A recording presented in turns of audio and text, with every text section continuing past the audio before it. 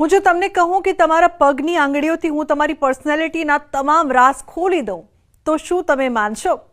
Obviously તમે એમ જ વિચારશો કે આવું કઈ રીતે બને, આવું તો શક્ય જ નથી, એવું જ વિચારી રહ્યા છો ને તમે પણ. તો ચાલો આજે આપને સામુદ્રિક શાસ્ત્રની આજે એવી વિશેષ ટિપ્સ અને માહિતી આપું જેનાથી તમે સામેવાળાની પગની આંગળી જો ઓબ્ઝર્વ કરશો તો તેના વિશે ઘણું બધું જાણી શકશો. ચાલો જાણીએ કેવી રીતે. હથેળીની રેખાઓ જોઈને તમારા ભવિષ્ય વિશે બતાવી શકાય છે, પણ શું તમે જાણો છો કે આપના પગની આંગળીઓથી લઈને આકાર સુધી કેટલીય વસ્તુઓ આપના વ્યક્તિત્વ વિશે બતાવી દે છે? આવો જાણીએ કે આપના પગના આંગળીના આકારથી આપની પર્સનાલિટી વિશે શું જાણકારી મળે છે. શરીરના દરેક ભાગના પોતાના ચિહ્નો હોય છે. સામુદ્રિક શાસ્ત્ર અનુસાર આ ચિહ્નો વ્યક્તિના સ્વભાવ, વર્તન અને ભવિષ્યને દર્શાવે છે. તમે ઘણીવાર હાથની રેખાઓ, અંગૂઠાનો આકાર અને હથેળીના આકાર પરથી ચિહ્નો વિશે સાંભળ્યું હશે. વ્યક્તિના પગની આંગળી અને અંગૂઠાના આકાર પરથી તેના સ્વભાવ અને વ્યક્તિત્વ વિશે ઘણું બધું જાણી શકાય છે. જો તમારા પગનો અંગૂઠો સૌથી મોટો હોય અને બાકીની આંગળીઓ લગભગ સમાન લંબાઈની હોય તો આવા લોકો સામાન્ય રીતે સ્વભાવે ખૂબ જ શાંત, સરળ અને સંવેદનશીલ હોય છે.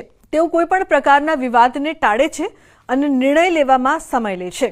ઘણીવાર તેમની પાસે નિર્ણય લેવાની ક્ષમતા નબળી માનવામાં આવે છે, જ્યારે હકીકતમાં તેઓ કાળજીપૂર્વક વિચાર કર્યા પછી નિર્ણય લેવામાં માને છે. તેઓ પ્રેમના મામલામાં ખૂબ જ વફાદાર અને ગંભીર હોય છે. જો તમારો પગનો અંગૂઠો સૌથી મોટો હોય અને બાકીની આંગળી નાની હોય તો આવા લોકો સ્વાભાવિક રીતે ખૂબ જ આત્મવિશ્વાસુ, દ્રઢ નિશ્ચયી અને ક્યારેક હઠીલા પણ હોય છે. તેમને પોતાના નિર્ણયોમાં સંપૂર્ણ વિશ્વાસ હોય છે અને તેઓ જીવનના દરેક અનુભવમાંથી કંઈક શીખવા માંગે છે.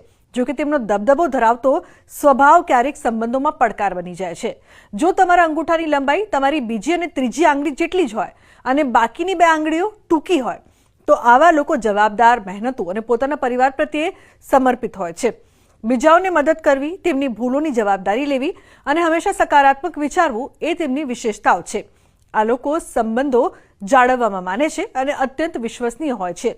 જો તમારા પગની બીજી આંગળી અંગૂઠા કરતાં મોટી હોય તો પછીની તમામ આંગળી નાની હોય તો આવી વ્યક્તિ પોતાની મહેનતથી પોતાનું ભાગ્ય બદલી શકે છે. તેઓ નાની ઉંમરથી જ જવાબદારી લે છે અને મોટા ભાગનું કામ જાતે જ કરે છે. તેઓ નવી વસ્તુઓ શીખવા અને કંઈક અલગ કરવા માટે ઉત્સુક હોય છે. જો કે તેમને ઘણીવાર 28 કે 30 વર્ષની ઉંમર પછી સફળતા મળે છે, પરંતુ જ્યારે તે મેળવે છે ત્યારે તે એટલી જોરદાર હોય છે કે તેઓ પોતાની મહેનત દ્વારા સમાજ અને દુનિયામાં પોતાની એક અલગ ઓળખ બનાવે છે.